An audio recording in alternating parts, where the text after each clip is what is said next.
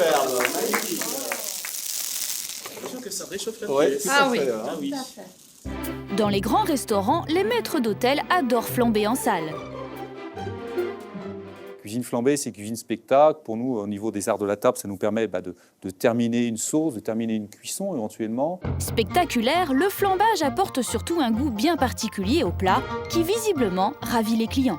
Le goût, on va dire que c'est plus sucré, c'est plus subtil par rapport à un ananas classique. Ça donne une chaleur avec toutes ces couleurs, surtout quand il fait un gris d'or.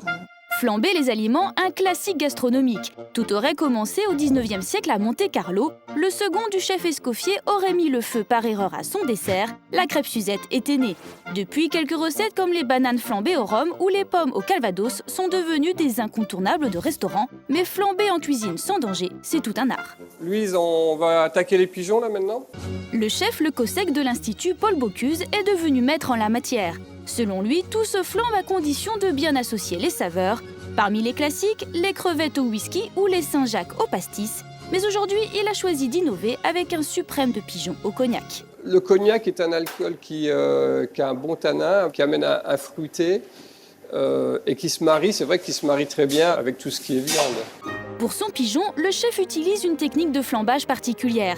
Après avoir fait revenir ses suprêmes avec de l'ail et du beurre quelques minutes, il porte la poêle à très haute température. En parallèle, il chauffe le cognac dans un petit récipient, comptez entre 2-3 centilitres d'alcool par personne. Il ne faut jamais que le goût de l'alcool domine. Il faut que ça amène du parfum, mais il ne faut pas que ça domine. Je n'ai pas de geste brusque. J'essaye d'avoir la maîtrise de ce que je fais. Pour le flambage lui-même, pas besoin d'étincelles, le cognac s'enflamme automatiquement au contact de la poêle. Le chef s'attaque maintenant à un foie gras aux pommes flambées au sauterne. Le taux d'alcool étant moins élevé dans le vin que dans le cognac, le chef utilise une autre méthode. On va faire différemment, on ne va pas déglacer directement dans la poêle, on va faire flamber notre alcool et on va arroser après nos pommes. Du vin, à partir du moment où il y a 12 degrés d'alcool, il va flamber. Une fois que le vin bout, le chef l'enflamme. En utilisant un briquet plutôt qu'une allumette, il évite les éventuelles projections de soufre. Je verse sur mes pommes.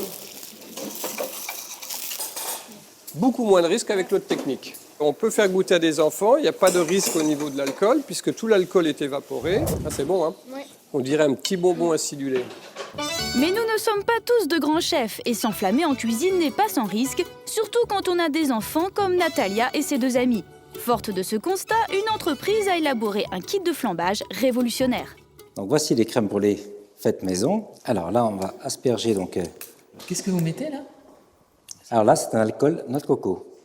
L'originalité du concept, un flambage aromatisé. Noix de coco, banane, mais aussi truffe, thym ou encore basilic. En tout, 31 parfums sont disponibles. Une fois l'alcool vaporisé, ne reste plus qu'à approcher une flamme pour que la magie opère. Ah, là, on sent une bonne odeur de noix de coco. Ouais, c'est vrai.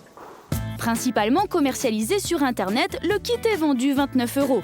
Comptez ensuite 25 € la recharge de 200 ml. Pour nos 3 mamans, il est temps de passer au test. Le chef leur propose de flamber des brochettes de saumon et de magret de canard et même une tartine de chèvre. Moi, je vais essayer le romarin pour le saumon. J'ai peur que ça imbibe le truc, en fait, et qu'après, on sente vachement l'alcool. J'espère que l'assiette ne va pas prendre feu. Aucun risque. L'intérêt de ces techniques, c'est que le flambage se fait à froid. Le temps que l'alcool s'évapore suffit à cuire les brochettes. Ça sent super bon, en tout cas.